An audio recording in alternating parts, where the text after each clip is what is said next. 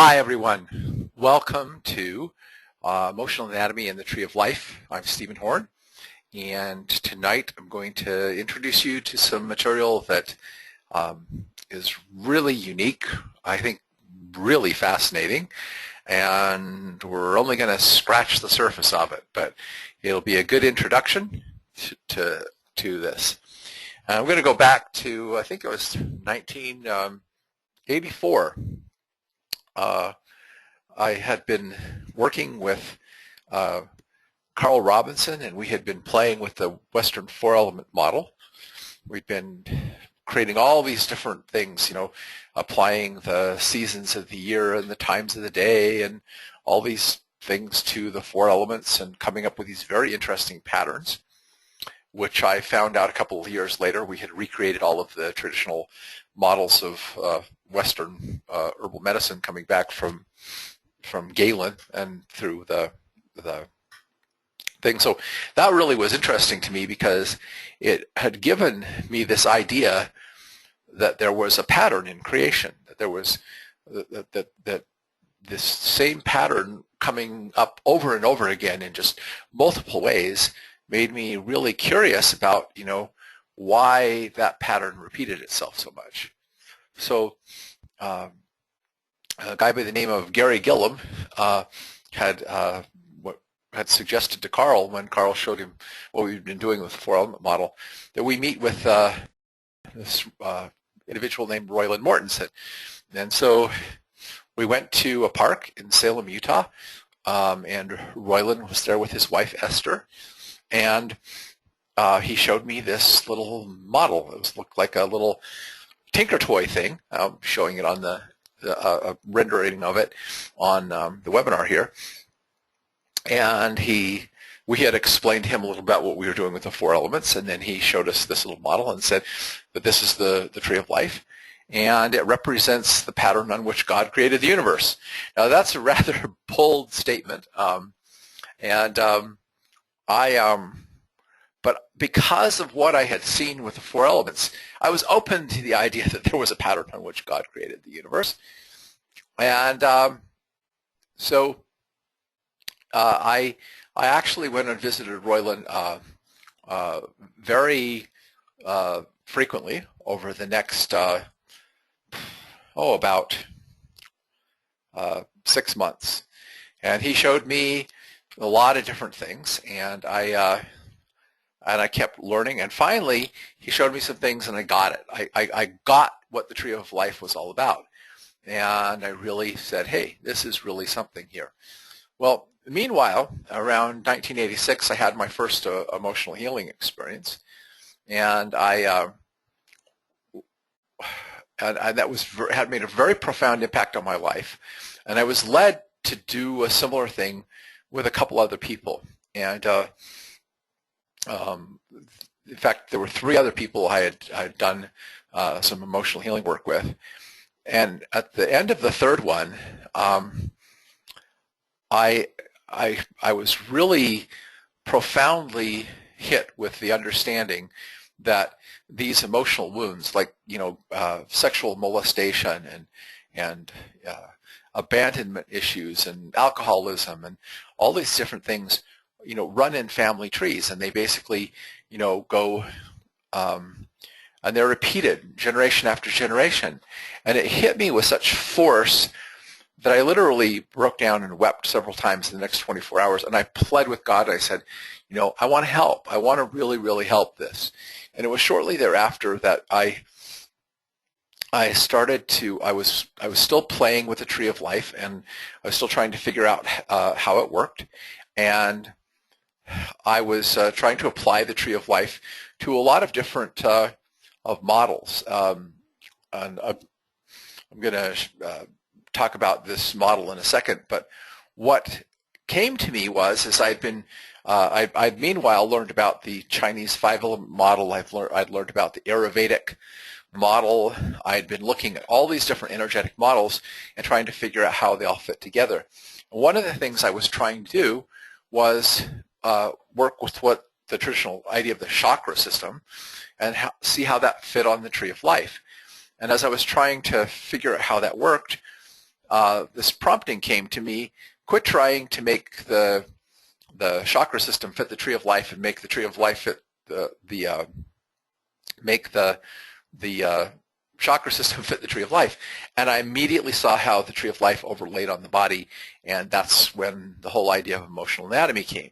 So tonight I'm going to do two things. I'm going to basically introduce to you a little bit about the tree of life, and at the same time I'm going to introduce to you my application of the tree of life, which is one of numerous, by the way, applications of the tree of life that I've made, or subsets of the tree of life, the things I've done, but to my system of emotional anatomy. And it's really fascinating material. Now, on the left, if you look up any books on Kabbalah, which the tree of life comes from the Hebrew tradition, out of the Jewish tradition, and Roylon learned about it when he was studying Hebrew in college. And you'll see the model as it's depicted on the left in various books, or on the internet if you look it up. In fact, Carolyn Meese did an audio program on emotional anatomy, and she used this tree of life you see depicted on the left, which is kind of this skewed model, and the way it's depicted, it usually looks flat, okay, like it's just two-dimensional. And what had happened is Roylon, when he had seen a picture of the tree of life in a book, he thought, if this is a true model, it must have some inherent symmetry or understanding to it. So he copied it out of the book, and he played with it for 2 or 3 weeks. And he found this incredible mathematical and conceptual symmetry to this model. And then he went back to the book and found out he'd copied it down wrong. And what he'd copied down was the model you see on the right. And when he compared the two, the one on the left, which is what's commonly taught, didn't make much sense. It didn't have the conceptual and mathematical symmetry that the model that he had created had. So he basically came about this the same way Carl and I came about it, of actually figuring this out from logical application of how these things fit together as patterns. So this model, this is rendering that my son did of the model, and it's three-dimensional. So I'm going to be showing you how it looks, from various angles, so you can kind of get a picture of it. And these are the 12 Sphero, they're called, or spheres of the tree of life. And I've put down the numbers and the Hebrew names of them, and we're also going to talk a little bit about the conceptual pattern of this, and we're going to go through all this in the course of the evening, so you'll kind of be able to see this. So this is the model looking at it from the back, which is on top, which is looking down on it from the back. The other side is looking at it from the bottom, or what's considered to be the front of the tree. And then if you can see it more clearly with these angular views. My son rendered it in a computer graphing program so he could rotate it, and this gives you an idea of the three-dimensional nature of it, that there are basically what are called 3 pillars that run through the tree, and there's 3 tetrahedrons and 2 pyramids within the structure of the tree. So it's a three-dimensional pattern. It's not just a flat pattern. It has geometry to it as well as mathematical and conceptual symmetry. The 3 pillars, and I'm introducing this idea because the concept of the 3 pillars has been core in a lot of the things I've done in my application of energetics, both to physical healing and to emotional healing, as well as just to all kinds of things. The 3 pillars can be basically thought of as 3 basic forces in the universe: expansion, contraction, and equilibrium. And I'll this will become more clear as I go through the tree of why this is important. But you can think of the contraction as the yang force, the equilibrium, or the expansion as the yin force or the feminine force, and the balance as being between the two being equilibrium. So these three pillars of the tree, expansion, contraction, equilibrium, also correspond to the idea of physical, mental, and emotional, or you could also call the emotional pillar the spiritual pillar. So the physical is contraction or yang, and this is the pillar that creates contraction, and contraction pushes away and separates, whereas expansion, which is the emotional or spiritual pillar, draws in and expands, or basically also draws in and connects. The pillar running down the center, the mental pillar, or also be called the intellectual pillar, is the pillar of balance. Now, there are also within this structure three worlds, and each world consists of four spheres that form a tetrahedron, which is basically a little three-sided pyramid.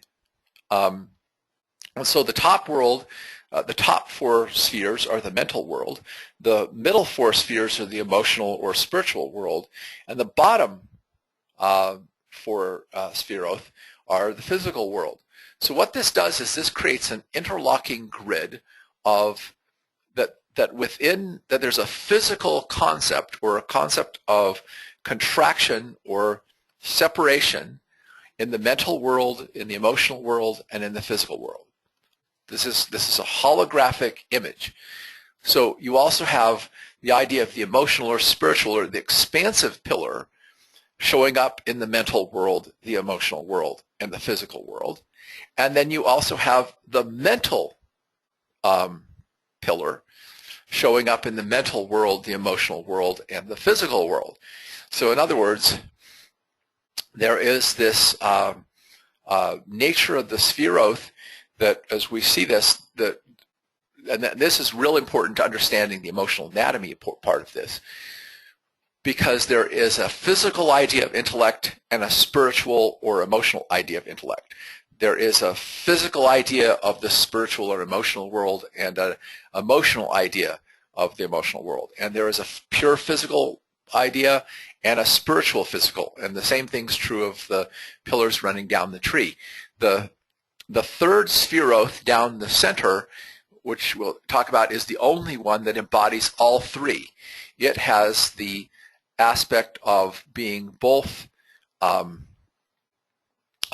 intellectual, spiritual, and physical, because it sits at the junction between the emotional or spiritual world and the physical world. So S stands for spiritual, which equates to emotional on the chart over there that comes from Roylon.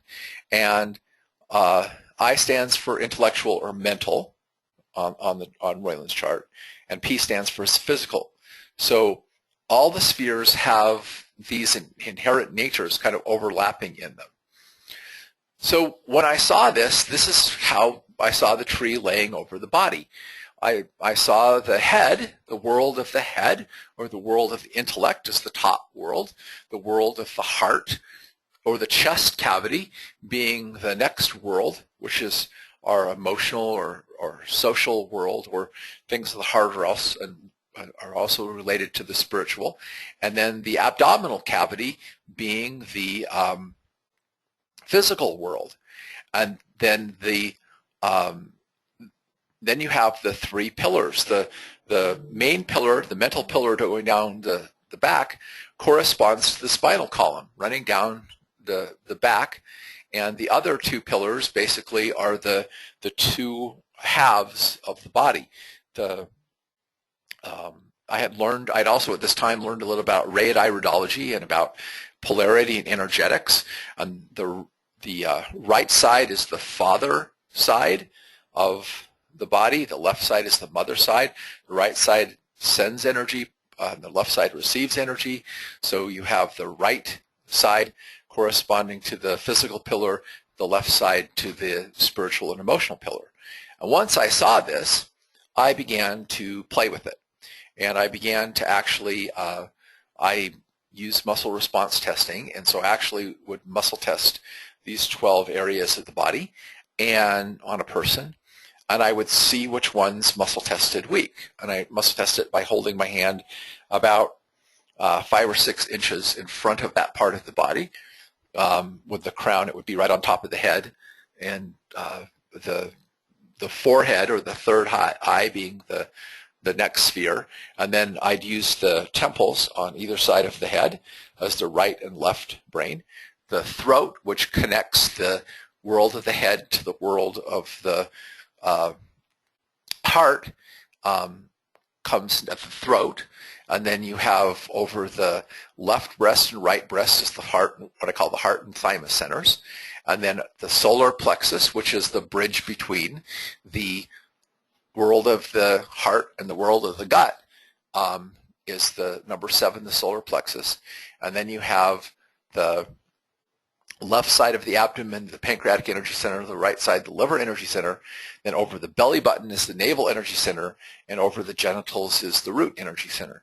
So there is some similarity between this and the 7 traditional chakras, but this kind of expands the whole model and understanding a little bit. And what would happen is when I started muscle testing these and finding these weak, I would then go do emotional healing work with people, and I found that consistent issues came up when certain centers tested weak.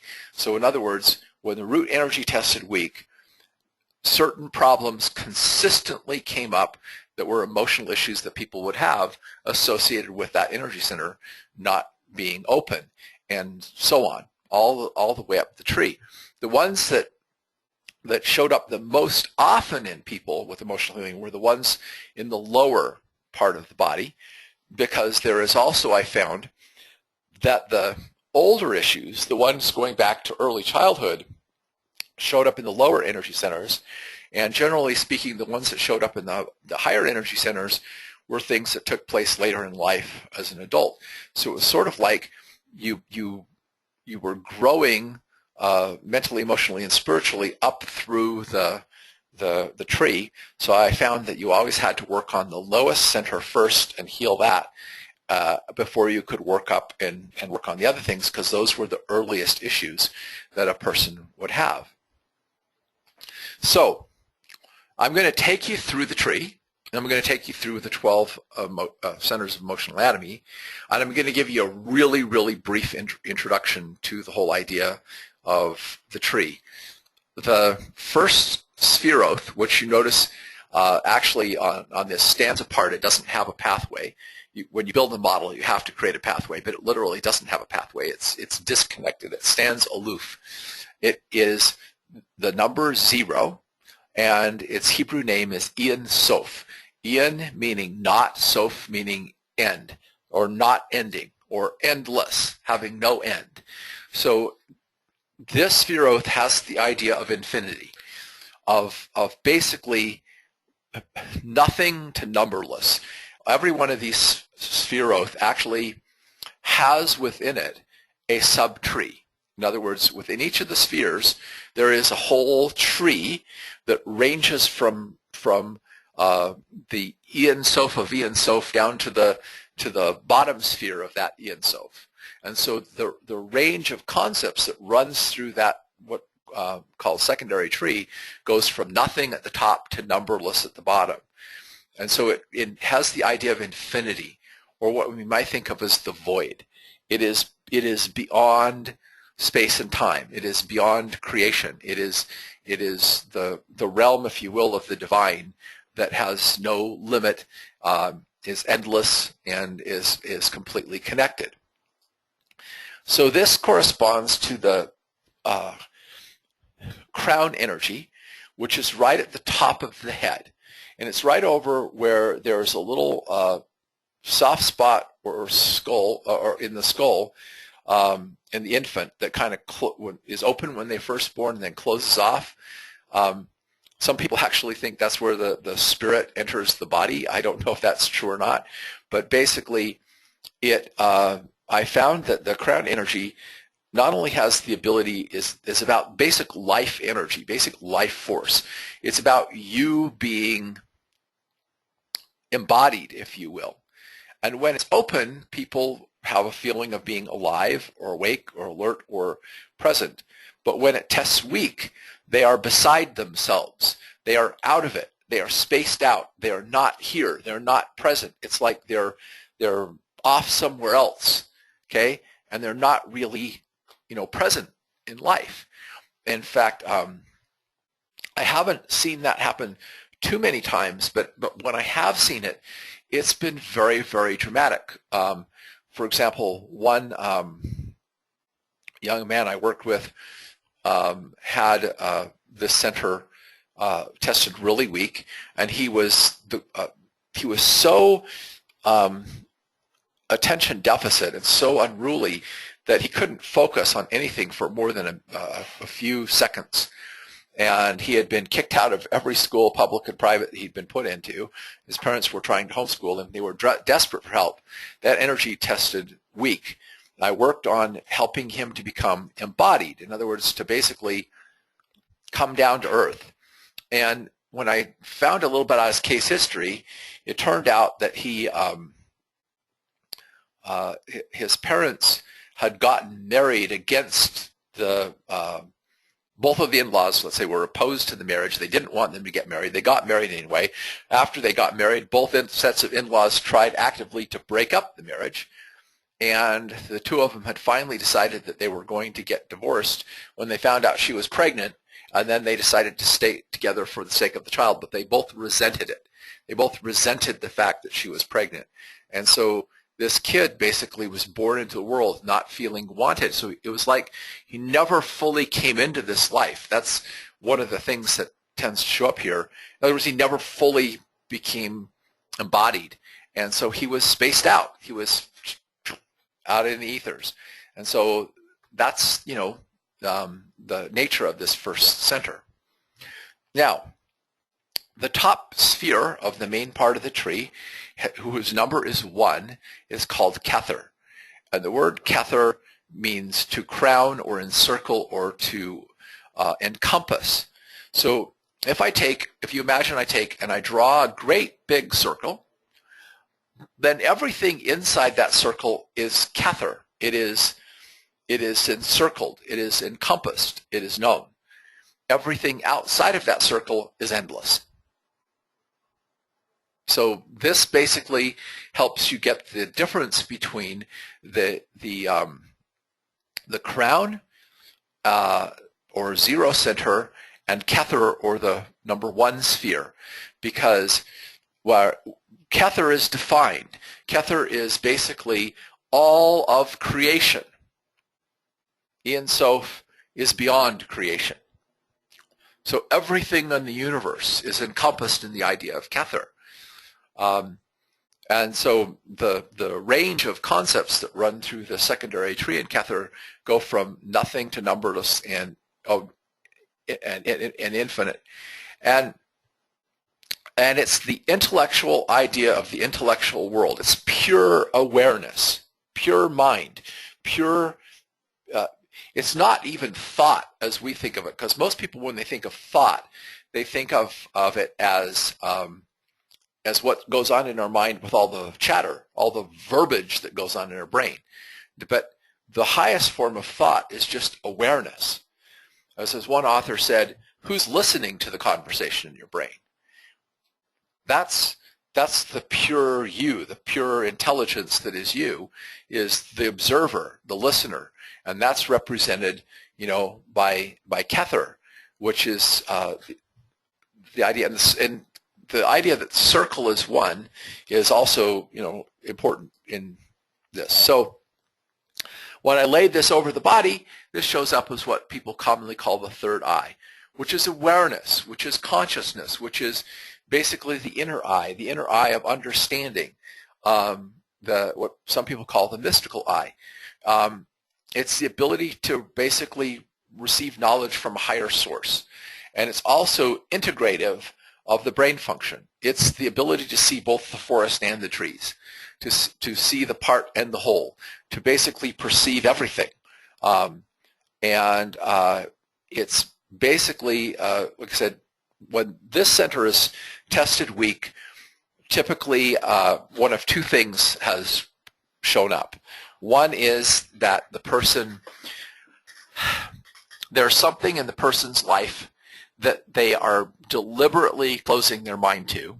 If they think about it, they know this thing is happening, but they don't want to think about it, so they're in denial. And so several times this has come up, and where the person knows their spouse is cheating on them. The evidence is there. It's very, very clear, but they don't want to see it. They're in denial of it. That's the kind of thing that shows up with that. The other thing that'll show up here is when someone has some kind of spiritual gift, but they're afraid of it. They're afraid of what they perceive spiritually because they don't want to be weird. And so they deliberately are blocking or shutting themselves off from their awareness or the gifts that they have. Now, so we just drew a great big sphere called Kether. And if we draw another sphere just inside of the first sphere, we've made a copy of that sphere. And that becomes the sphere of Chokmah, or wisdom. And Chokmah is used in the Old Testament in the following idea, where when Moses was told to build the tabernacle, he was told, seek out men of Chokmah, or men of wisdom, cunning artisans to build the tabernacle. So this embodies the idea of being able to make a likeness or an image of something, but it also embodies the idea of duality, the yin and the yang, the two, if you will. It is the spiritual idea of the intelligence. And this fit really well over the concept of the right brain, which controls the left side of the body. But I want to just point out something really important here, because I've depicted here a waveform, all right? And one of the things that I've come to understand is that the entire universe is composed of vibrations. Now, this is really heady stuff, but stick with me for a second. What all the latest research into quantum physics is suggesting is that subatomic particles like electrons and protons and neutrons and so forth aren't particles at all. They're tiny ripples. They're tiny vibrations. They're simply vibrations. And those vibrations are vibrating in something called the space-time continuum. In other words, just like when I'm talking to you, my voice is vibrating the air and sending tiny ripples through the air, and that's, of course, being picked up by a microphone and translated into tiny ripples of electrons, which is then being transmitted over the internet, and then you've got a speaker on the other end that's translating that back into little vibrations in the air that your ear picks up and then translates that into nerve signals that go to your brain. But it's all vibrations. It's all little vibrations that are being transmitted, you know. But the sound is transmitted through the air, right? Radio waves are transmitted through electromagnetic vibrations, you know, or the stuff going over the wires is little vibrations of electrons. When you see ripples on the surface of a pond, you're seeing vibrations on the surface of the pond, you know, caused by the wind or the breeze or the raindrops falling on the pond. So what all this is suggesting is, just like the tree of life suggests, there's this thing called the void, this amazing thing that physicists call the space-time continuum, and everything we see is ripples in the space-time continuum, or ripples in the void, or ripples on the surface of the great deep. And those ripples have a rising part and a falling part. That's duality. They rise and they fall. The heart expands and contracts. The lungs expand and contract. That's a vibration. That vibration of expansion and contraction is what the yin-yang symbol is showing. What I want to point out to you, though, is that yin and yang are not two different things. They are the two halves of the same whole, the two parts of the same vibration. They are the mirror images of each other. So the two-element model, which is the model that the yin and yang shows, basically is, while it appears to be a model of duality, it's actually a model of mirror image.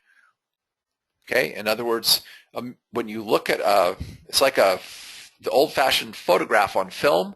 You had a negative and a positive. The negative and positive are the same image, just in reverse of each other. The mirror image, when you look at yourself in the mirror, is just the reverse of the image that is being projected. So they're not really two different things.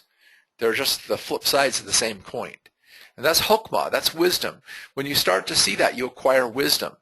Because you're beginning to see the wholeness of the universe when you have Hokmah.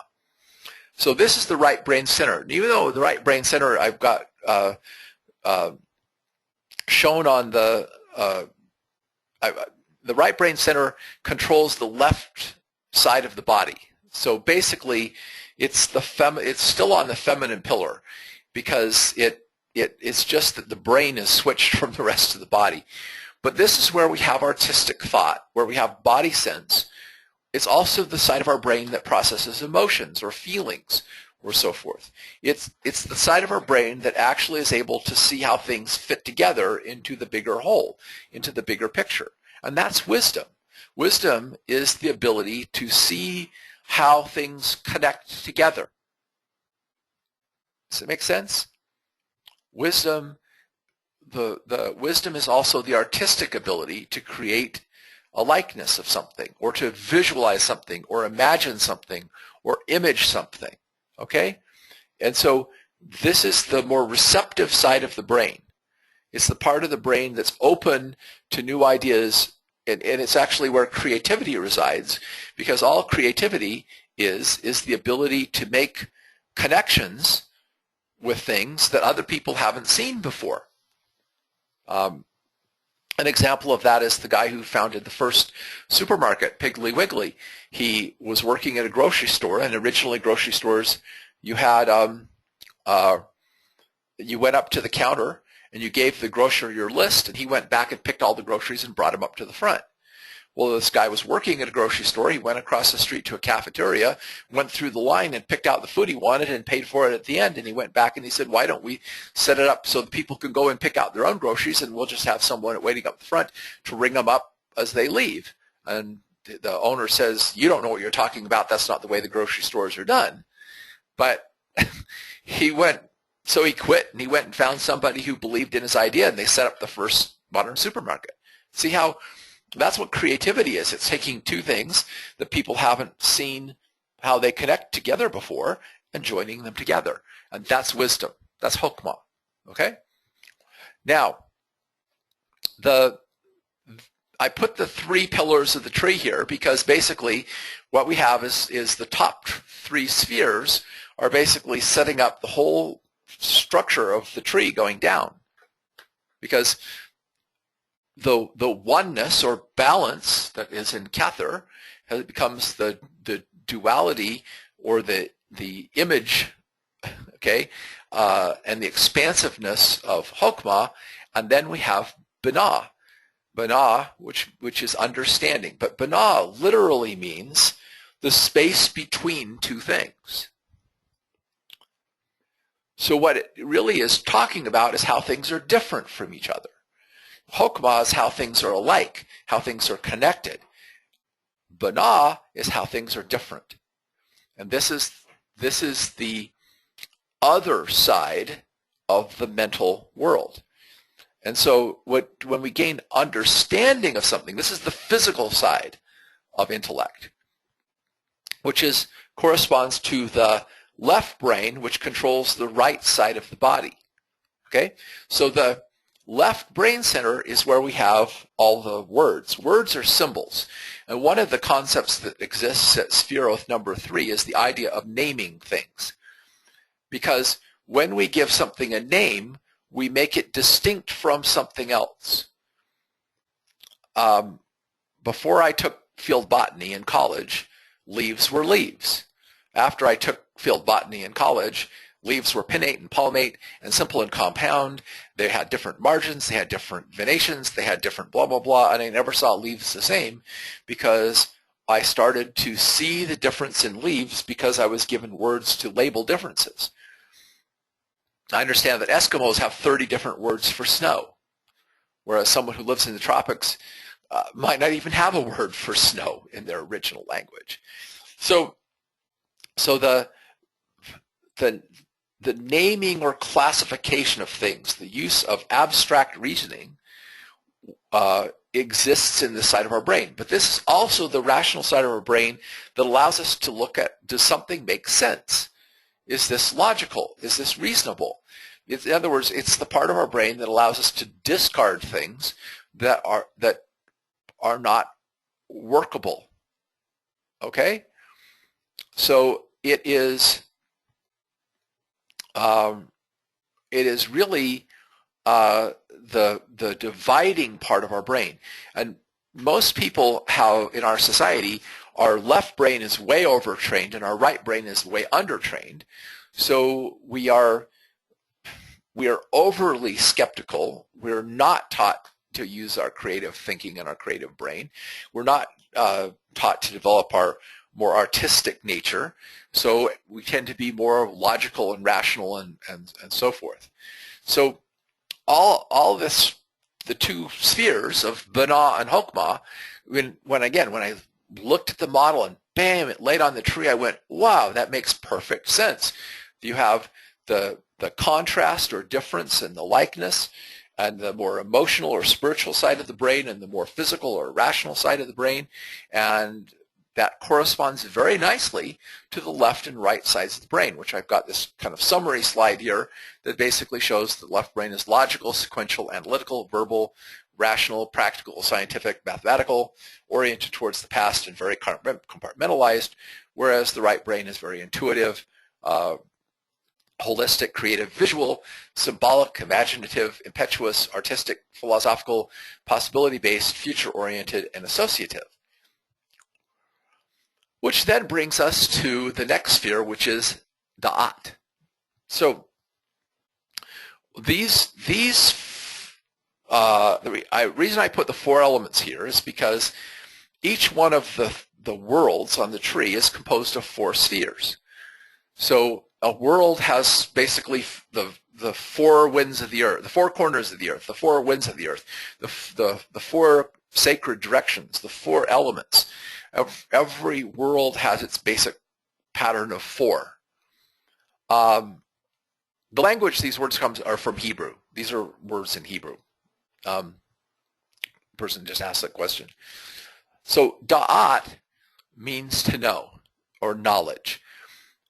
But it's not knowledge in the sense of, we think of knowledge as like understanding, symbolic learning. It's knowledge as in the Bible says, an Adam da'at his wife Eve, and she conceived. Adam knew his wife Eve, and she conceived. I would say that he knew her a little bit more than intellectually if she became pregnant. Okay?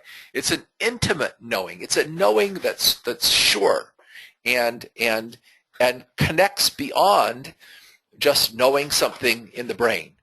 And so when you think of the number 4, you have like I said, the 4 directions. So if you stand and you turn and you face, and if you look what's in front of you, you look to what's to the right of you, you look what's in back of you, you look what's to the left of you, or right, then you now have oriented yourself. You know where you're at. You know where you stand. And the 4-element model is one that is one of knowledge, direction, and certainty. it is the intellectual idea of the spiritual world, because it's the first sphere going into the spiritual world. And it definitely is related to the four elements of air, water, fire, and earth.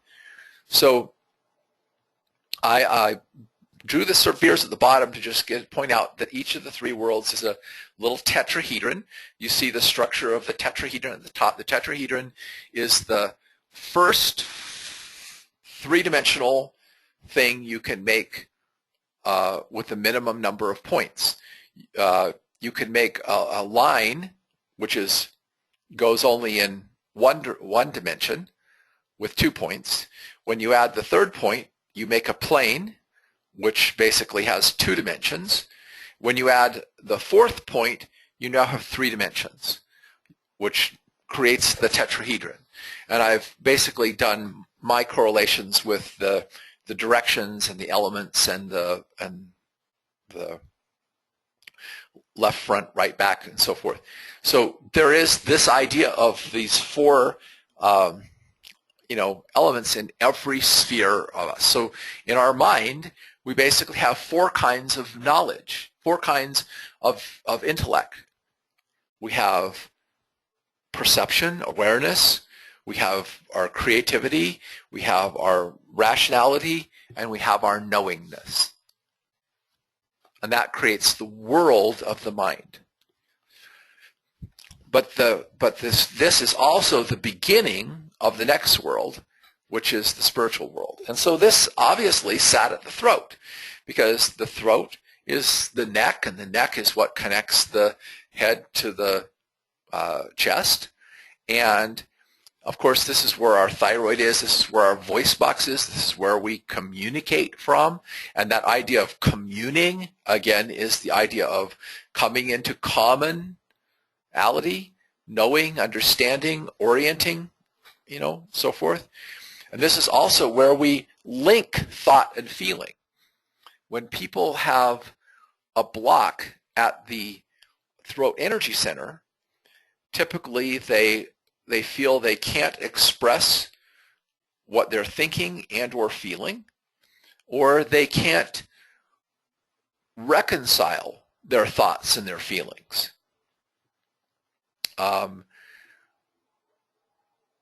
So this is, so wounds in this area of the body all have to do with this unsurety, this lack of confidence in oneself to be able to speak one's truth or to integrate, one's head and one's heart. As we move down the tree, you'll notice that we're going down the tree in this kind of zigzag fashion. So it goes over first to the expansive pillar, the spiritual or emotional pillar, the pillar of expansion. Then it crosses over to the pillar of contraction, and then comes back to the pillar of equilibrium before moving again to the pillar of expansion. This is called the lightning flash of creation, the zigzag pattern of the energy flowing down in creation. 5 is mercy. So this is the pure expansion. This is the purely spiritual, purely emotional, the most expansive part of ourselves, the greatest connectivity, which to me made sense that this was sitting over the heart area. Now, it's interesting that this idea of mercy, helping, compassion, service, all of these concepts of reaching out and connecting people, right? I mean, when we forgive, when we care, when we love, we have compassion, when we have whatever, we're creating connections between us and other people, which is more of a social, emotional thing rather than creating connections in the brain with Hokmah. We're now creating connections with people and with maybe animals or nature or whatever. And as Roylon points out, there are 5 fingers on your hand. So you have the 4 main fingers, which represent knowing or knowledge, but the thumb, which is the 5th digit, is the helper. Think of what if you cut off your thumb, how much could the other fingers do? How useful is knowledge until you add the fifth component of compassion, of mercy? The thumb serves the other fingers as being the opposable digit, and it represents the helping hand of the five. So the Chinese five-element model, which is a model of healing, it's interesting that this Chinese model of healing has 5 elements in it, showing this nature of this fivefold idea of mercy, helping, compassion, service, and so forth. The heart center is where, of course, the heart is distributing blood to all the tissues of the body, and it's really the brain of the emotional world. And it energetically represents our ability to form social connections. We give our heart, we lose our heart, we fall in love. This is where we experience mercy, kindness, compassion, empathy, and so forth. When this energy center muscle tests weak, there's always some kind of unresolved grief from some kind of loss of an important love connection in a person's life, either through death or some kind of betrayal, in a relationship. So that's the nature of the heart center. Okay, next we come to Sphero 6. So we're again zigzagging down. So we've gone from mercy, and now we've crossed back over to the contracting pillar of the tree, the physical pillar of the tree, and we come to number 6, which actually has 2 names: Gevarad, which is power, or Din, which is judgment. And this represents structure, order, control, power. So in the social world, or the emotional world, this is where you have the idea of social order, of personal boundaries, of right and wrong behavior. This is the judgment center of the tree. So with 4, 5, and 6, you actually have justice, mercy, and judgment, the 3 basic principles of human relationships, which I could go into a whole webinar explaining those 3 concepts: justice, mercy, and judgment. Justice being equilibrium or equity in society, mercy having compassion, forgiveness, whatever, and judgment being, of course, the separation. To judge is to cause separation. When a judge renders a judgment, he separates someone from life, liberty, or property. So judgment is this power or structure thing. Now it's interesting that this pattern of 6 you see a lot in nature, in the structure of nature. For instance, the 6 carbons that make up a carbon ring, which is a very common structure in biochemistry. You have the 6 sides of a snowflake, which is a crystalline structure. You have the 6 sides of the honeycomb with the beehive, which is bees are very structured, orderly, organized creatures. So you can see the structure of 6 versus the lack of structure of 5. So this is what I call the Thymus energy center. The Thymus I think of as what the Chinese call the heart protector. It's basically the seat of the immune system, but I also figured out from this it's the seat of our self-image, or what we call our ego, how we view ourselves, what we put after the words I am. When this center tests weak, people have poor self-esteem. They do not feel good about themselves. I remember working with one lady who this muscle tested weak, and I said, say I am a person of great worth, and she goes, I can't say that. She thought she was just horrible, whatever. when this center is weak, people have very difficult time basically feeling good about themselves, but they also have a hard time sensing appropriate social boundaries. So they often unknowingly trespass on other people's space because they don't have a good sense of social order or social structure. So they may then become over mushy or compassionate, and that's because of a principle of balance I'll show you a little bit later on this tree. Now, the Sphero number 7 is the one that I pointed out early on in the webinar that actually has balance between the intellectual, the spiritual, and the physical. It is the point at which all three of these expansion, contraction, and equilibrium converge, and everything comes into proper harmony, into proper balance or relationship. So it represents equity, when everything is equal and balanced and relating to each other. So 7 is the junction between the world of the emotions, heart, the spiritual, and the physical world.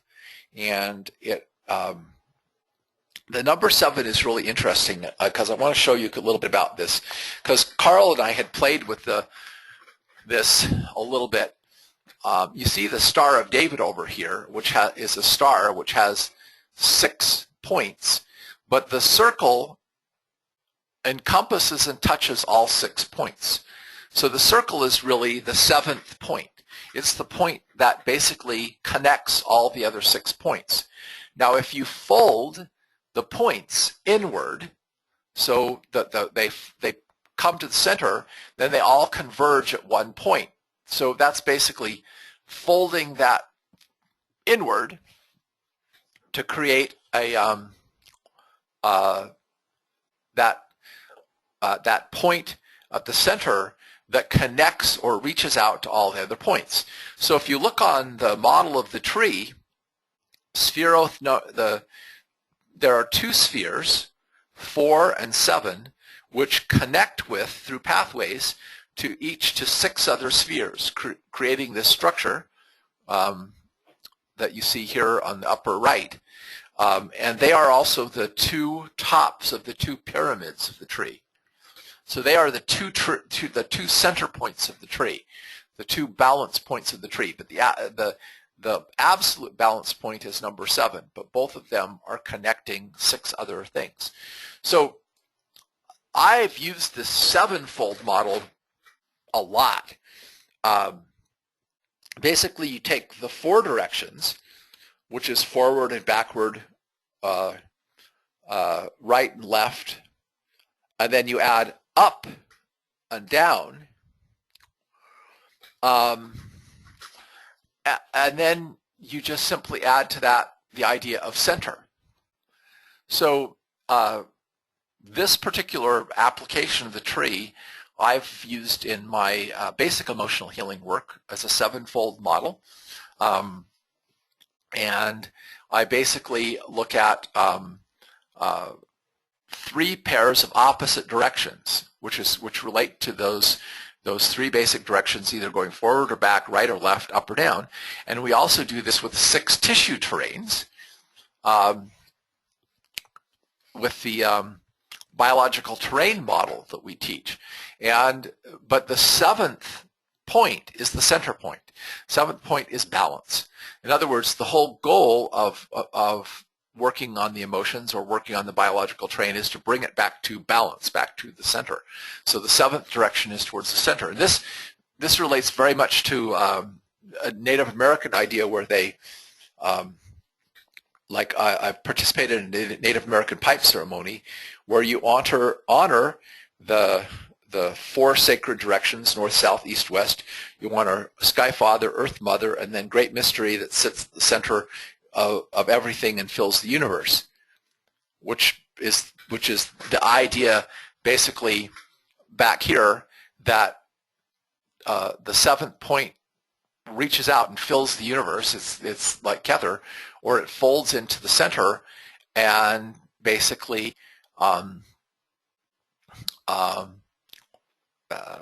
connects all the points in the middle. Now, someone said this looks like a cube. That's because you're seeing it as a cube. If you understand that this point is not in front of the other points, they're all flat. This is a flat structure. All of these 6 points are touching right here in the center. It's not a cube. Although your mind makes it into a cube because it imagines there's another point behind this one. Okay. All right. So the solar plexus center, physically there is a nerve plexus here right under the breastbone which regulates autonomic nervous function to maintain balance and harmony within the body, basically to keep the body all the body's internal organs working harmoniously together and maintaining a balance. So this is the center of gravity in the body. This is also right by the adrenals, which are the glands of adaptation that help us adapt or cope with life and maintain a sense of inner peace. When this center is working, a person feels calm and confident and centered. When this center is blocked, a person feels scattered. They feel pulled in numerous directions. They don't know how to find their center.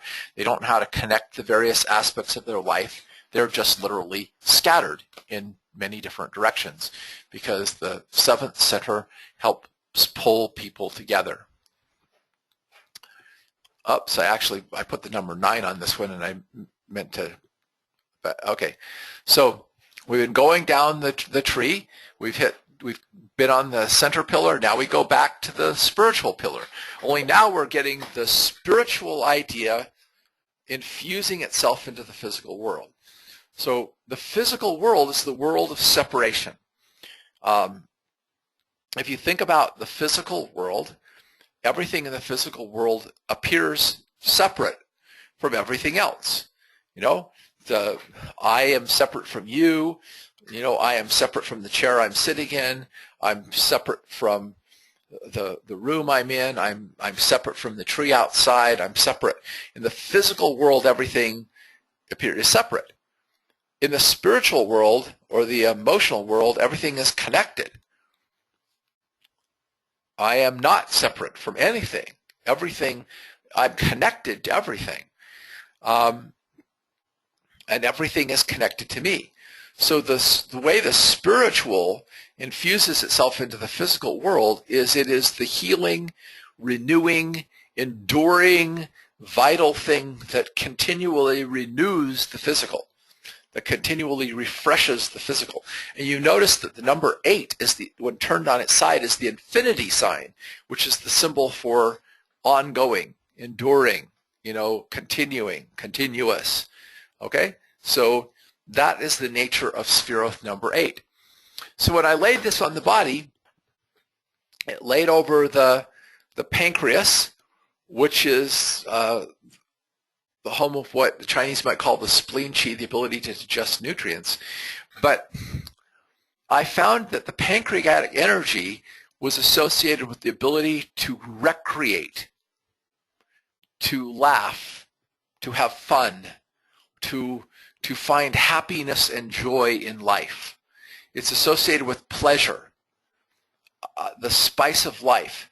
The pancreatic energy is what enables a person to enjoy the physical world, to find joy in life. In other words, it enables you to connect with things in the physical world through experiencing that sense of joy and happiness and connection with plants and animals and trees and sunsets and flowers and birds and food and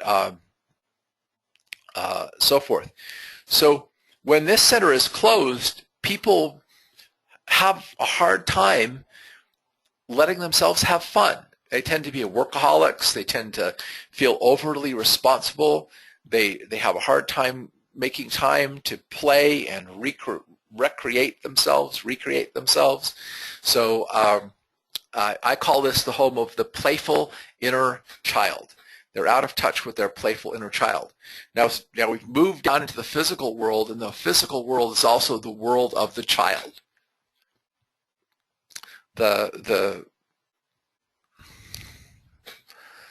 Now we cross back over to the physical side, and we have Hod, which means substance. This is the most physical sphere on the tree. It's on this physical pillar in the physical world. And the 9 is like the tic-tac-toe grid. You know, that X is mine, that cookie is yours, or whatever. In other words, the idea of playing tic-tac-toe is we claim each one of those little quadrants, okay? It's this idea of the whole universe being divided up and everything having its substance, its tangibility, its separateness. So it has the idea of wealth and abundance and presence, and is very tangible in nature. And it lays out over the liver, which is the body's like nutritional storehouse, and also really the seat of detoxification. Remember that the essence of the physical is it separates. And so going down the tree, you have the left brain basically separating out irrational ideas and thoughts that don't make sense. The fear of judgment, 6, separating people, creating social order. And down here you have the idea of the most physical aspect of that, of things being separate. And this is actually where we have the seat of anger, of our ability to fight, to defend ourselves, our ability to be aggressive and assertive, and also to detoxify, basically to kick out what is hurting us or harming us, and get rid of it. Okay, so when this energy center is weak, a person has a hard time standing up for themselves. They feel guilty about getting angry. They're often a people-pleasing doormat and really don't have the ability to fight back and defend themselves very well. Yesod, which is foundation, comes back to the point of equilibrium, and it is on the intellectual pillar in the physical world. So it is the physical realization of the ideal of the intellect. In other words, the completion of the process of creation. It's complete, it's established, it's prepared, it's the base. And so I put up the hands with the 10 fingers showing, the basic, 10 number. And this corresponds to the navel center. So this is where we digest foods, and it has a survival instinct. But this is actually the home of the ability to feel that I can get what I need to sustain my life, that I have everything I need to basically give myself what I need to physically survive. And this sphere I found was related to mother, which made a lot of sense. Every wound that ever came up in the Naval Energy Center was related to mother or to other significant female figures in early childhood, because mother energy represents being nurtured, getting what you need to be taken care of physically, like Mother Earth nurturing you.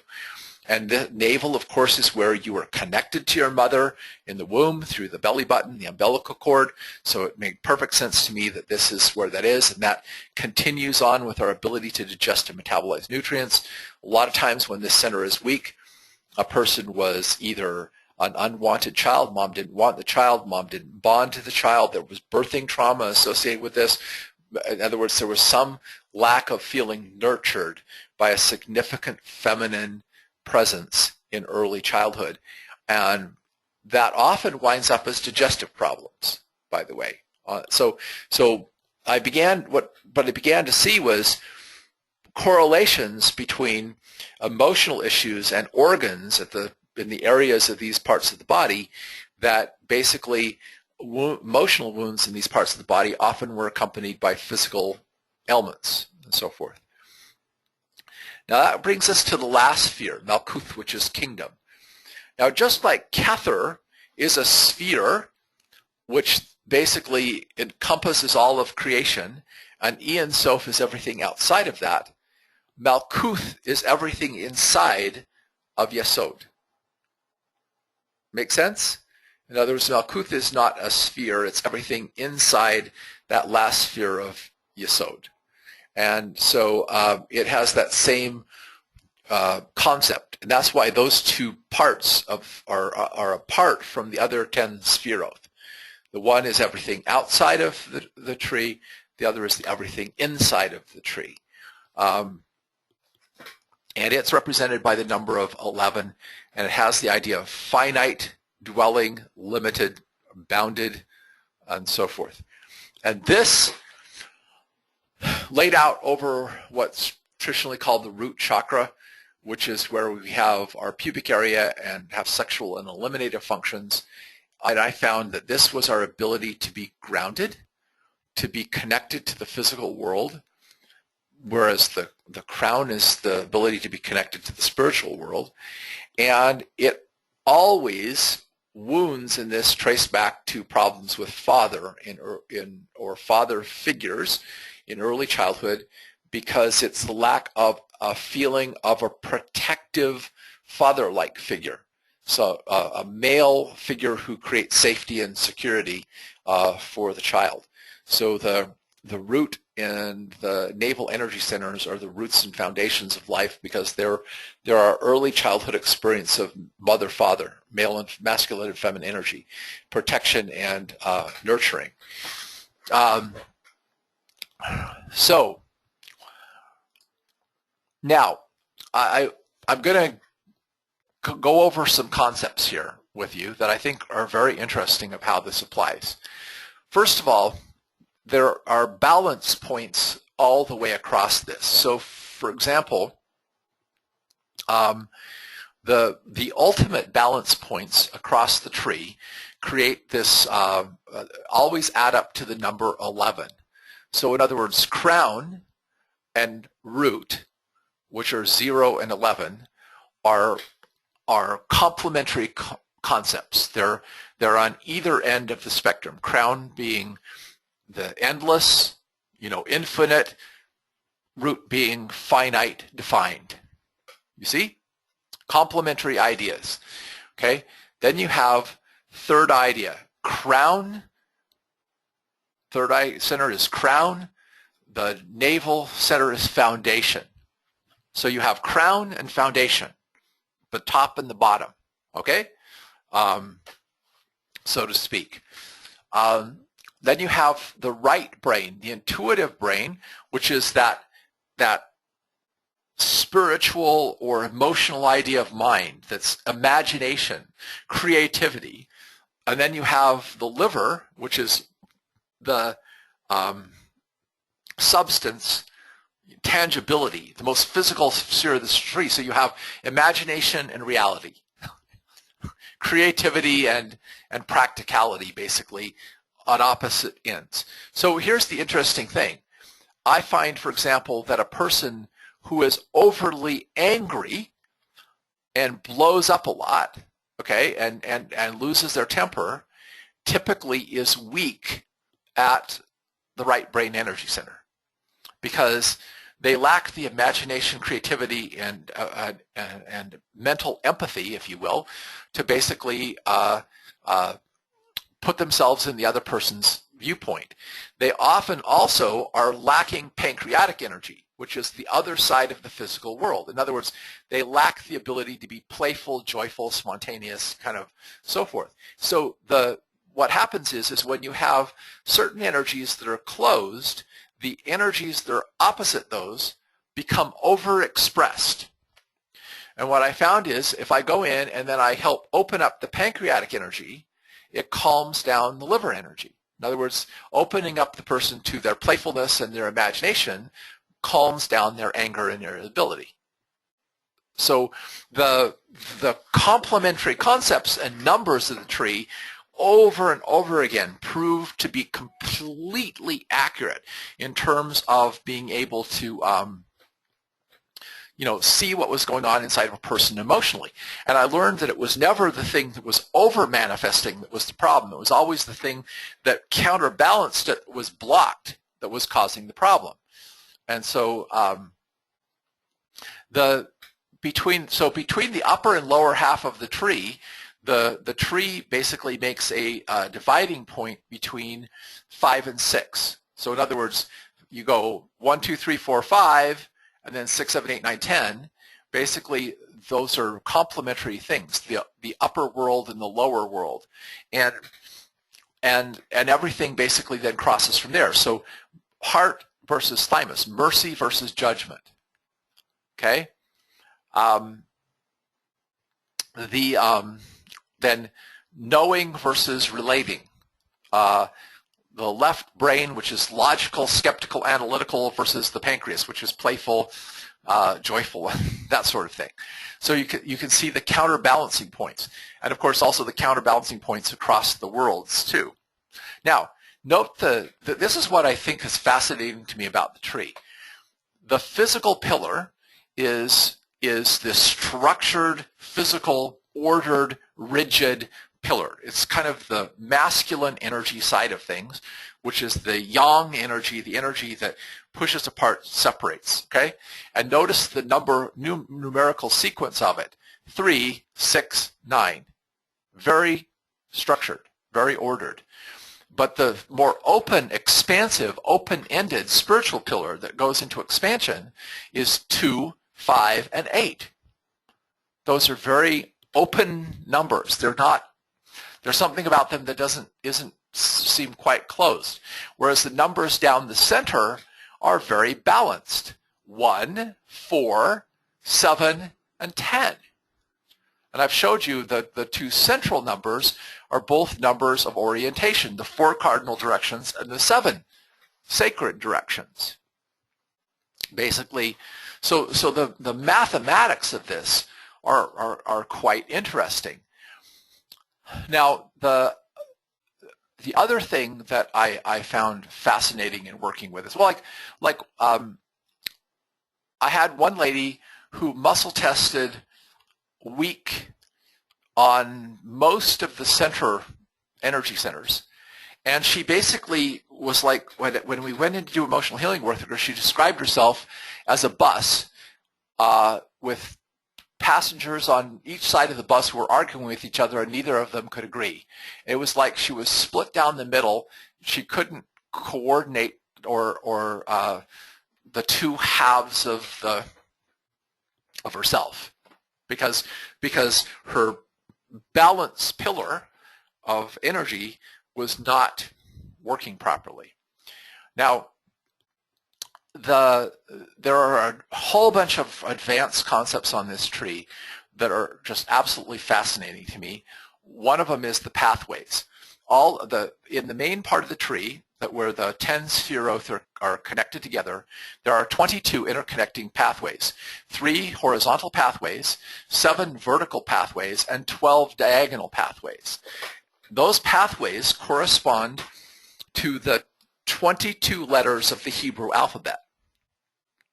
And they all have names and numbers that also exhibit incredible conceptual and mathematical symmetry. And those are the pathways between the different spheres. And so what Roylon did, I'm just giving you some things about how amazing this whole thing is. Roylon went and took the entire Hebrew language and he mapped it out on the Tree of Life. And he found that 98% of the words in Hebrew formed pictures on the Tree of Life. For example, the word for death descends the physical pillar. The word for seer consists of the 3 letters that correspond to the spheres that connect 1, 2, and 4, right there on that side. And over again, words basically had patterns on the tree. And then he was able to go and take the oldest alphabet known that nobody's ever been able to decipher, and he figured out how the 22 characters of that fit on the tree and how they represented the pattern of the folding and unfolding of creation. I've played with sounds. in other words, I've played with the idea of using sounds in pathways to open up people for helping them to heal from certain issues, and create balance and integration within themselves, which has been a lot of fun working with that. And one of the reasons why I'm so anxious to teach all this is because I need more people working with me, understanding kind of the basic ideas, so we can kind of continue to develop and expand this model, because there's so many possibilities to this. So I want to just close by saying that basically the process of creation, I did a model of the process of creation where it basically starts here with this idea of you get an idea, and then you start imagining that idea. You start picturing in your mind, and then you analyze it, and then you basically start talking about it, and then you start becoming infused with desire to want to make that idea a reality, and then you start making a plan to make that happen, and then you go down, blah, blah, blah. And I actually organized on the tree the entire process of an idea from inception to completion, of giving birth on the idea. And Roylon has so many charts. I wish there was more stuff in print, but I've got the signs of zodiac, all the notes of all the colors, all the notes of the musical scale, all of the we put music on this, we put color on this, we've put the 12 months of the year on this, the 12 tribes of Israel on this, the whole Mosaic code fits on this, the on and on and on and on and on and on. I mean, just mind-boggling about how many things make sense to this. And it's just really, really incredible. It's just the most amazing information I've ever been given, and I really want to basically, share it with more people. But I use it as the basis of my emotional anatomy, and I found it to be just accurate over and over again. So if you're interested in attending the emotional anatomy class, I did post the handouts so that you can look at those on the website. I send out an email right before the webinar to everybody. I will send out another email with information if you'd like to join the emotional anatomy class. We're going to go through in 8 sessions the 12 spheres of the tree of life using the emotional anatomy model, and expand on what I've been talking about tonight. And what I've learned by doing this, and I, will share some of the other, concepts I've learned from the tree. I would love to teach more about the tree of life. So if you're interested, let me know, and maybe some future date I will, present a little more information and some more models about the tree of life and how it works, because you have the extended tree, you have the second generation tree, you have the pathways of the tree, you have the mathematics of the tree, the whole idea of language on the tree, which is, again, very mind-boggling stuff. So, thank you, for listening. So let's see what we've got here.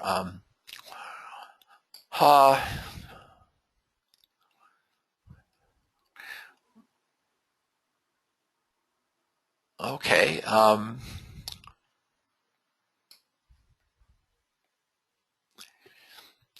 Someone said complementary organs explains why when using herbs nourish the liver also nourishes the pancreas. Is this the case with all connecting organs?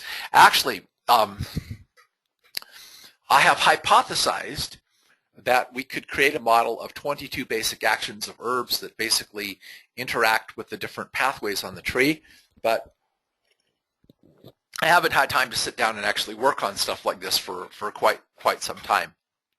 The colors are significant. The colors are basically the colors of the energy centers. So if we go back here, basically one of the things that you can do is looking at yellow stimulates the solar plexus energy center. What's interesting to know, though, is wearing yellow does not. You actually have to wear the complementary color, which is blue-green. And the reason for that is because the complementary color is yellow is, yeah, it's green. Yellow, or sorry, wait a minute, yellow, no, yellow is sorry, I'm getting this mixed up, is red and blue. Complementary, so it's purple. So you have to wear purple to enhance the solar plexus energy, because wearing purple absorbs more yellow. So you look at yellow, wear purple. So I actually figured out an entire system of color therapy based on those colors on the tree. And one of the reasons why you have fast food restaurants with a lot of oranges and yellows and everything is it's very stimulating to appetite, to your digestive centers. Okay.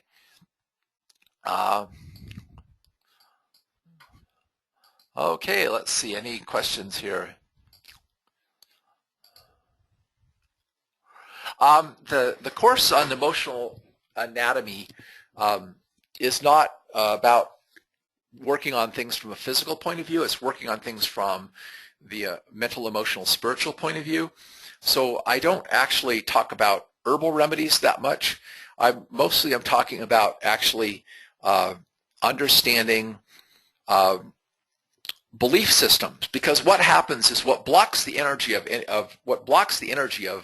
these different centers is belief systems that cause a person to suppress that particular energy, to believe that it's wrong to allow that energy to exist in themselves, or some other thing that blocks it. So what I did after doing this for many years, I found I could test the centers. I could see where someone was blocked, and then I could now have them read a series of affirmations, muscle test them on those affirmations, find out which ones test weak, and figure out what the false belief systems are that we've got to work through to basically help them open up those energy centers and basically clear their issues so that they can have balance.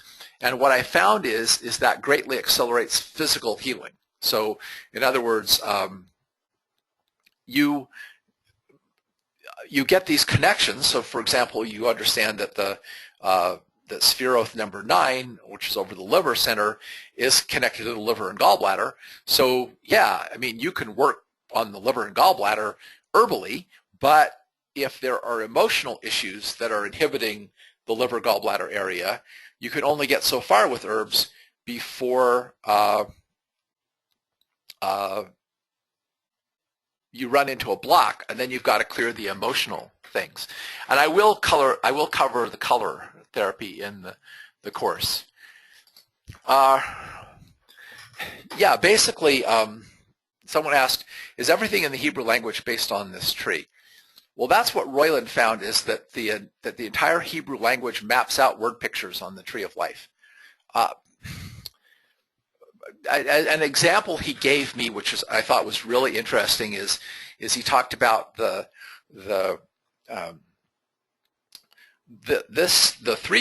three horizontal pathways. The lower one is resh, the middle one is k, and the top one is b. So the ka ra beam, or what we say in English cherubim, are the angels that guard the way of the tree of life. The ka ra beam, and the ra ka ba is the chariot that mounts up to the heavens, or this is Jacob's ladder. Those three things are the ladder that mount to the heavens, and that's the Ra, Ka, Ba. And the mythical river that separates this life from the next one is the river Ki, Ba, Ra. And it goes on and on like that. Just word after word after word after word after word has these pictures on the tree of life with it. So it's really quite amazing.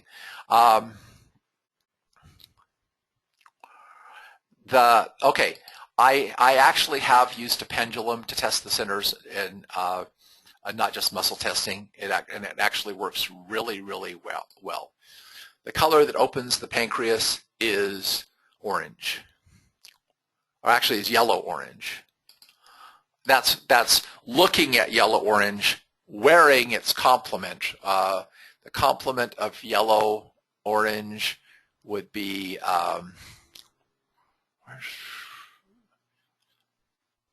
blue, violet is violet. So you have to wear violet. Okay.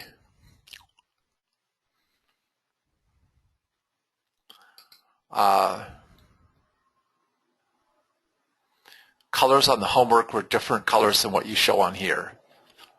I don't know. I have to figure out what you meant by that. I don't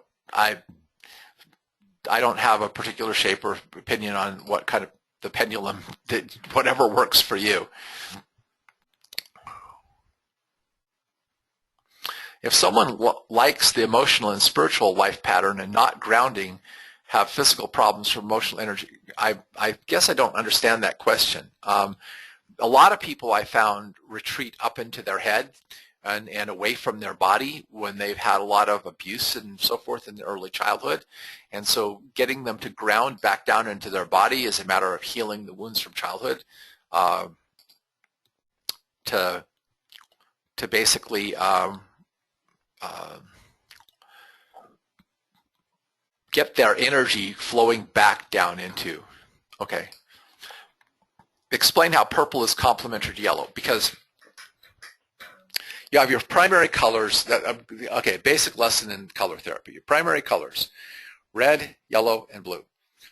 Okay? Your secondary colors are mixtures of those colors. So the purple is the mixture of red and blue. All right? So a color something looks yellow because it's reflecting yellow light. When the yellow light hits it, it bounces off. But the red and the blue light that make up purple are getting absorbed by the yellow object. Roylon helped me understand this. It's what when we talk about this in the emotional anatomy course, it's called manifest versus unmanifest energy. So we see yellow, but the yellow color is actually absorbing purple.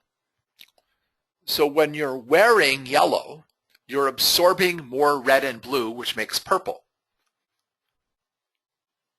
So looking at a color in color therapy has the opposite effect of wearing that color.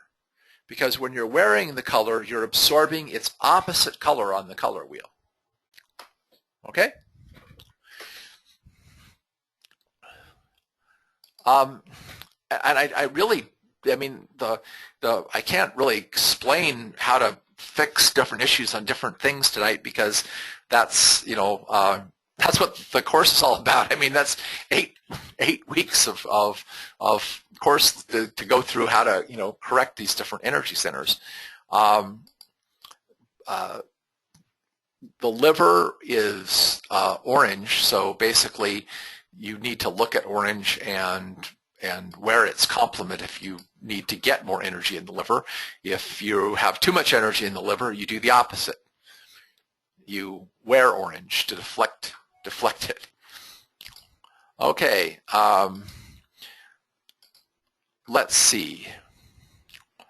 Any other questions here that I need to talk? So I've been taught to shut down my right brain and such and use the left side. It's only been in the last few years that I've been able to open my right side. Well, I'm glad that you're wakening that up. Oh, I did teach this class once before. Someone else asked me this question. And if you took the class once, when I taught it before, this is going to be much expanded over what I taught before. But you can call my office and tell them you took the class before, and they will give you you can attend the new class for just $50 because you're basically taking a refresher course. Okay. For everyone else, the class is $197. However, we are running a special at the treelite.com website, TREELITE.com website, which only lasts through the end of the day tomorrow, where you can get 10% off, which means you can get the class for $177 instead of $197. That's 8 sessions of approximately an hour and a half to 2 hours each, and plus all of the online handouts and notes I'm going to give you that are basically going to give you information on the Tree of Life and everything. It's, like I said, this is really amazing stuff, and I really am trying to help Roylon get his information out to people, because I think that this knowledge, while it takes a little while to grasp it, it's not something that you grasp overnight. Like I said, I went and visited Roylon off and on for 6 months and listened to him before I finally, the light bulb started coming on, and I really started to see what this was all about. But it's been amazing, because it's allowed me to see patterns and all kinds of things. And so people have commented about, how clear and organized I make things. It's partly because understanding these energetic models enables you to organize information in a way that the brain really picks it up. In fact, Roylon has a thing he wrote showing that the Tree of Life structure in the brain, how the brain actually has 3 levels. The higher brain function, what's been called the mammalian brain, and then what's been called the reptilian brain, and how all of the structures of the brain also match the Tree of Life. It's really an interesting thing. Okay, the webinar will be posted. I again sent out an email with the link to where the handouts are right before the webinar. Tomorrow we'll get the recording posted. I'll send out another email as soon as the recording is posted, and you can download this and review it as often as you'd like to. Okay. Thanks for all the positive comments everyone made. Okay. The class starts next Monday. It's on Monday evenings, the webinars, but you don't have to actually be able to attend the live webinars, because we have an online learning center. We post the recordings and the handouts and all the information into the online learning center. You can go in and go through the whole course at your own pace when you've got a chance to look at it. But like I said, this information has been incredibly valuable to me in helping people, and I'm really anxious to share it. So if you can't, aren't ready to start the class next Monday, understand that as we get it up online, it will be online, and you will be able to access it and use it as you're able to. Okay.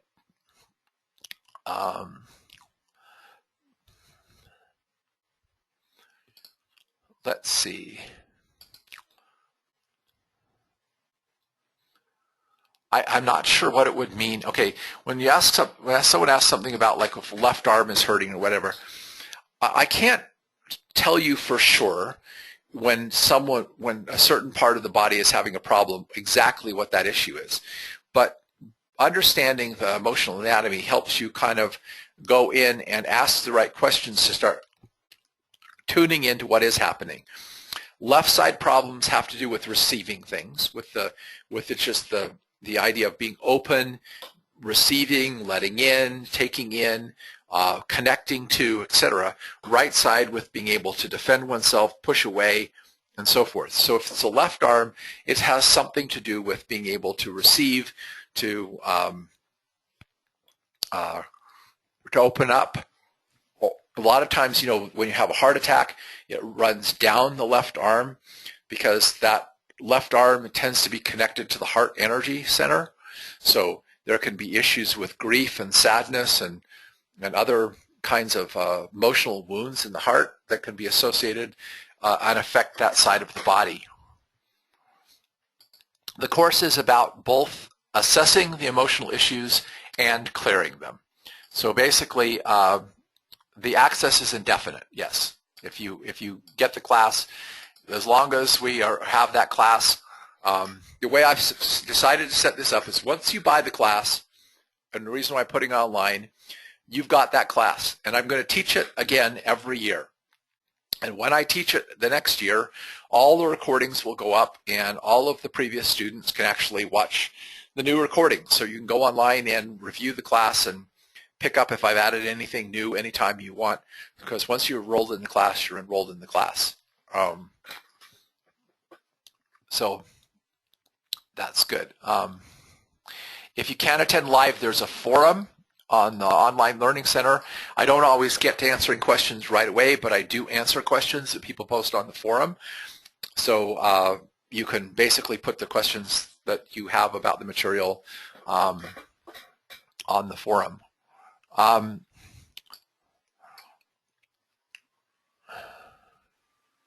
Okay.